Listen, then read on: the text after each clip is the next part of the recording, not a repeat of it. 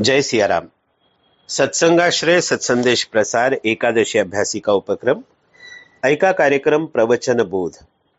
यात पूज्य श्री गोंदवलेकर महाराज यांच्या प्रवचने या ग्रंथातील एप्रिल महिन्यातील प्रवचनांचं चिंतन आणि निरूपण आपण ऐकत आहात. एप्रिल महिन्यातील प्रवचने संत व सत्पुरुष अर्थात सत्संगती या विषयावर आहेत. निरूपण आणि चिंतन करत आहेत श्री लक्ष्मीकांत जोशी नाशिक आणि तंत्रसहाय्य श्री मंदार पटवर्धन पुणे यांचं आहे. ऐका प्रवचन बोध.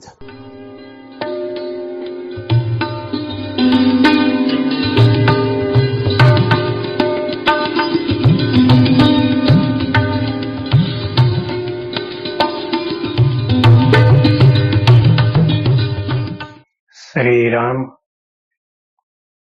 प्रवचन बोध भाग 114. मुखे बोलवी सद्गुरु बुद्धिदाता, अहं भारः वागवे कोण माता. जडो भावना रामदासी सदाती, नमस्कार त्या ब्रह्मचैतन्यमूर्ती. सद्गुरुनाथ महाराज की जय. श्रीराम समर्थ. 25 एप्रिल प्रवचन. शीर्षक आहे संत हे आपला संबंध भगवंताशी जोडतात. नित्याच्या व्यवहारात, कुटुंबात आपले अनेकांशी कामाच्या अनुषंगाने संबंध येतात. काही संबंध मर्यादित असतात, काही संबंध दीर्घकाळ राहतात. परंतु या सर्व संबंधांना मर्यादा आहेत. भगवंताशी आपला असलेला संबंध हा जन्मजन्मांतरीचा आहे. अज्ञानाने आपणास आज याचे विस्मरण झालेले आहे. संत त्यांच्या अमृतबोधातून, त्यांच्या कृपाप्रसादाने आपला संबंध भगवंताशी जोडतात. त्या भगवंताचे झालेले आपल्याला विस्मरण ते दूर करतात. श्री महाराज प्रवचन बोधाच्या प्रारंभीच सामानानं भरलेल्या खोलीचा दृष्टांत देतात.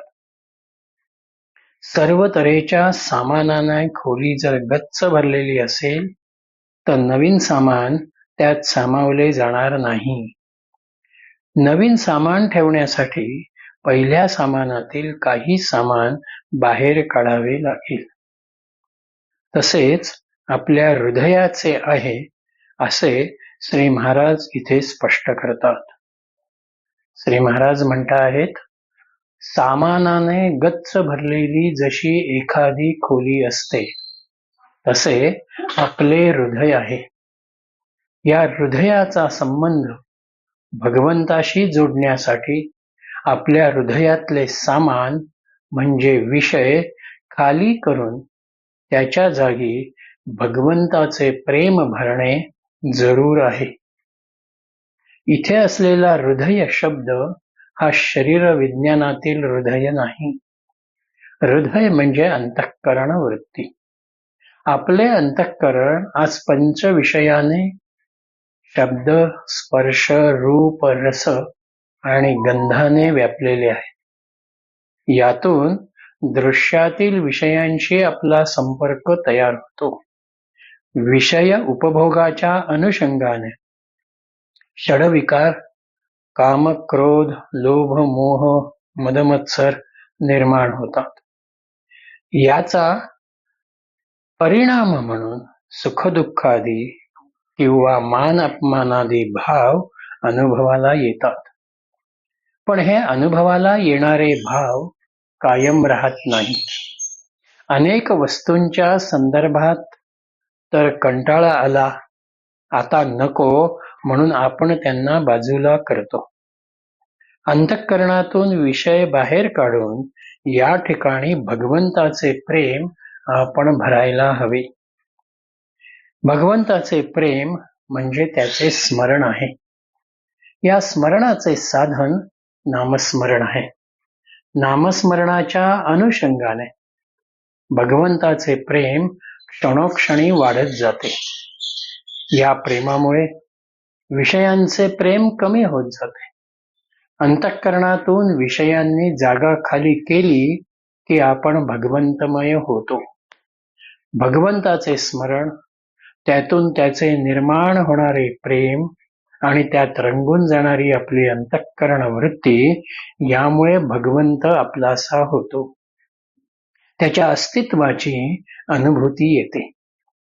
भगवंताचे प्रेम नित्य निरंतर वाढणारे आणि अविट स्वरूपाचे आहे. तेच जीवनाचे कल्याण करते. श्री महाराज इथे पुन्हा दृष्टांत देतात. राजाच्या सहीचा शिक्का राजा त्याच्या जवळील विश्वासू प्रामाणिक व्यक्तीजवळ देतो. राजाच्या प्रमाणेच त्या शिक्क्याच्या आधारे तो प्रामाणिक माणूस राजाचे काम करतो. संत असेच आहेत. भगवंताने संतांजवळ त्याचे नाम दिले.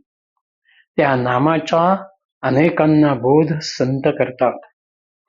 अनेकांना त्या नामाचा अनुभव येऊन ते आनंदीही होतात, समाधानीही होतात. संत जे जे जगत कल्याणाचे काम करतात त्याला भगवंतही मान्यता देत असतो. मनुष्य म्हणून बघत असताना आपण आणि संत यांच्यात खरोखर फरक नाही. संतांचे आपल्यापेक्षा एक महत्वाचे वेगळेपण आहे. ते जसे बोलतात तसे वागतात. आपण अगदी सहजपणे अनेक वेळा बोलतो, बोले तैसा चाले त्याची वंदावी पाऊले. संत तुकारामांचे हे वचन आहे. या अनुषंगाने बोलल्याप्रमाणे चालणे हे आचरणात कसे आणावे असा प्रश्न श्री महाराजांना विचारला गेला. श्री महाराज त्यावर म्हणाले, चाले तैसा बोले इथपासून सुरुवात करावी. जेवढ्या आपल्या आचरणात येते तेवढेच बोलावयाचे. याकडे लक्ष दिल्याने दिवसातील बरेच बोलणे कमी होऊन आपोआप मौन साधेल. मौन साधले म्हणजे अंतर्मुख दृष्टी होऊन भगवंत नाम आपोआप हातून जास्त होईल. असा अभ्यास बराच वाढला की आपल्या बोलण्याप्रमाणे आपली कृती होते आहे याचा अनुभव येईल. आपले सामान्य माणसाचे सगळे बोलणे स्वार्थाशी निगडीत असते. प्रसंगी वरकरणी आपण गोड बोलतो, पण मुख में राम बगल में छुरी अशी आपली वृत्ती असते. भगवान श्रीकृष्णाने दुर्योधनाला युद्धापासून परावृत्त करण्याचा खूप प्रयत्न केला.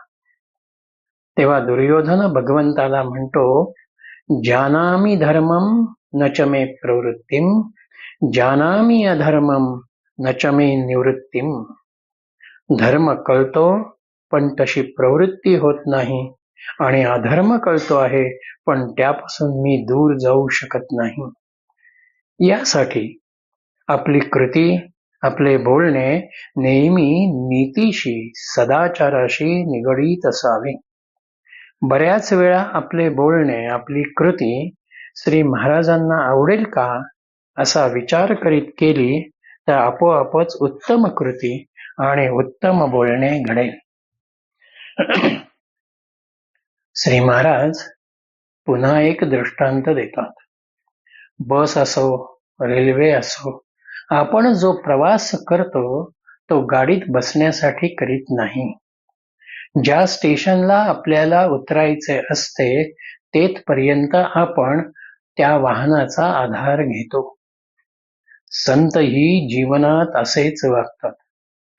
संत प्रपंच करतात, पण तो प्रापंचिक सुखाच्या अंगाने करीत नाहीत. भवसागरात त्रिविध तापानं पोळलेल्या आपल्यासारख्या जीवांना कल्याणाचा मार्ग दाखविण्यासाठी नामाचे साधन ते अनेकांना देऊन त्यांना भगवंत सन्मुख करण्याचे काम संत करतात. श्री रामानंदांचे शिष्य श्री प्रल्हाद महाराजांचा विवाह जिजीमाईंबरोबर संपन्न झाला. विवाहाच्या पहिल्याच दिवशी श्री प्रल्हाद महाराजांनी जिजीमाईंना प्रश्न केला, 1-2 मुलांची आई आपल्याला व्हायचं की अनेकांची आई व्हायचं? स्वप्रपंचापेक्षा भगवंत मार्गावर वाटचाल करणाऱ्यांचे करू इच्छिणाऱ्या अनेक साधकांचे मायबाप होण्याचे कार्य संत करतात. संत स्वतःची भगवंत नामवृत्ती सोडत नाहीत. स्वतः विकारांमध्ये राहत नाहीत. देहाचाही फार सोपस्कार ते करीत नाहीत. पण मुमुक्षु वृत्तीने त्यांच्याकडे येणाऱ्यांना ते उत्तम बोध करतात. त्यांना तारून नेतात. प्रवाहात बुडणारी व्यक्ती दोरीचा आधार महत्वाचा मानते, तसे संत आपल्याला भगवंताचा आधार देतात. या आधाराच्या जाणीवेसाठी भगवंत नाम आपण जवळ करावे. त्या नामाच्या स्मरणात अनुसंधानात राहावे. श्री महाराजांनी दोरीचा जसा दृष्टांत दिला तसाच चंदनाच्या झाडाचाही दृष्टांत शेवटी दिला. श्री महाराज म्हणतात, चंदनाच्या झाडाजवळच्या झाडांना जसा चंदनाचा वास लागतो, त्याप्रमाणे संतांजवळ जो राहतो तोही संतच बनतो. चांगल्याच्या सहवासाने चांगलेच होते. चंदनाच्या बाजूची साधी झाडे चंदनाच्या सहवासाने चंदनाचा सुवास धारण करतात. त्याप्रमाणेच संतांच्या सत्समागमाने सहवासाने आपल्यामध्येही संतांप्रमाणे भगवंत नामाचे प्रेम येते, सात्विकता येते. संतांच्या सहवासाने आपण संत होणे म्हणजे संतांसारखी आपली वृत्ती बनणे. श्री महाराज प्रवचनामध्ये शेवटी म्हणतात, काही कष्ट न करता परमार्थ साधणे हेच सत्संगतीचे महत्व आहे. परमार्थ हा कष्टाचा नाही. तो नित्याच्या प्रपंचातून साधला जाईल इतका सहज सोपा आहे. प्रपंच परमार्थ समन्वय श्री एकनाथांसारख्या संतांनी साधला. सत्संगतीमधून आपली मीपणाची वृत्ती कमी होते. मनावर संयम येतो. विकारांचे प्राबल्य कमी होते. सत्संगतीमध्ये संतांचे जीवन आपल्या समोर असते. ते वारंवार जो बोध करतात तो आपल्या कल्याणाच्या साठीच करतात. मनुष्य जन्माला येऊन खरं काही साधायचं असेल तर भगवंत दर्शन आहे. भगवंताला आपलेसे करून घेणे आहे. यासाठी सत्संगती हवी. सत्संगतीसाठी संतांचा सहवास आहे.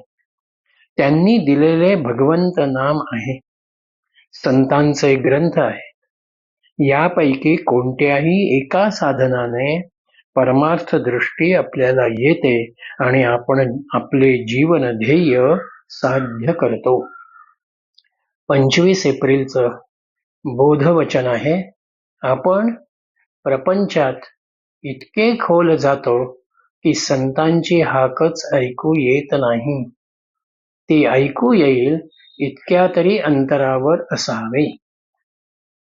जीवाच्या मानसिकतेचे चित्र उभे करताना श्री समर्थ रामदास स्वामी म्हणतात, उदरी असता सोहम बाहेरी येता कोहम. देहाच्या अंगाने विचार करताना मीपणाच येतो. आपला देहा अहंकार वाढतो. त्यातून सुखदुःख जन्ममृत्यूचं चक्र चालूच राहते. शिवरूप असणारा जीव आपले सच्चिदानंद स्वरूप विसरतो. म्हणून संतांना कळवळा येतो. बुडणाऱ्या व्यक्तीला वाचविण्यासाठी जसा कुणीतरी हात देतो, तसे संत आपल्याला भवसागरातून बाहेर काढण्यासाठी हाक मारत असतात, आधार देण्याचा प्रयत्न करतात. संतांची हाक आपल्याला ऐकू येण्यासाठी, त्यांचा आधाराचा हात दिसण्यासाठी आपली सद्बुद्धी सजग असावी लागते. सद्गुरुकृपा, सत्कर्म, सत्संग यातून आपली बुद्धी आपण सत्वशील करायला हवी. मनाची ओढ संत सहवासाची तयार व्हायला हवी. यासाठी आपला प्रपंच भातुकलीच्या खेळासारखा आपण करावा. कर्तव्याच्या भूमिकेतून आपले कर्म करावे. सुखदुःखाच्या प्रसंगात वृत्तीचा समतोल ठेवावा. यासाठी हे सर्व ज्या भगवंताचे आहे, त्याच्या सत्तेने चालते आहे, त्याचे स्मरण सतत ठेवावे. या स्मरणातून अंतर्मुखता येते. ही अंतर्मुखता संतांची हाक ऐकू येण्यासाठीच असते. प्रपंचात पूर्ण गढून जाण्याने संत संगतीपासून आपण दूर राहतो. यामुळेच आपल्या उद्धाराच्या अनुषंगाने त्यांची कळकळ, त्यांची तळमळ आपल्याला दिसत नाही. यासाठीच प्रपंच करावा नेटका ही भूमिका स्वीकारून संतकृपा आपल्यावर होईल अशा रीतीने सत्संगात आपण राहावे. जानकी जीवन स्मरण जय जय राम.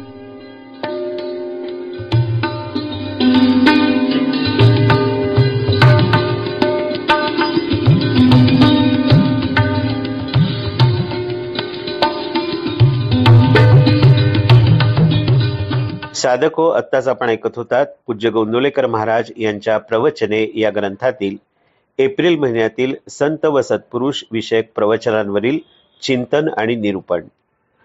चिंतन केलं होतं श्री लक्ष्मीकांत जोशी नाशिक यांनी आणि तंत्रसहाय्य श्री मंदार पटवर्धन पुणे यांचं होतं.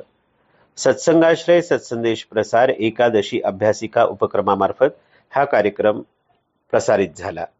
जय सियाराम.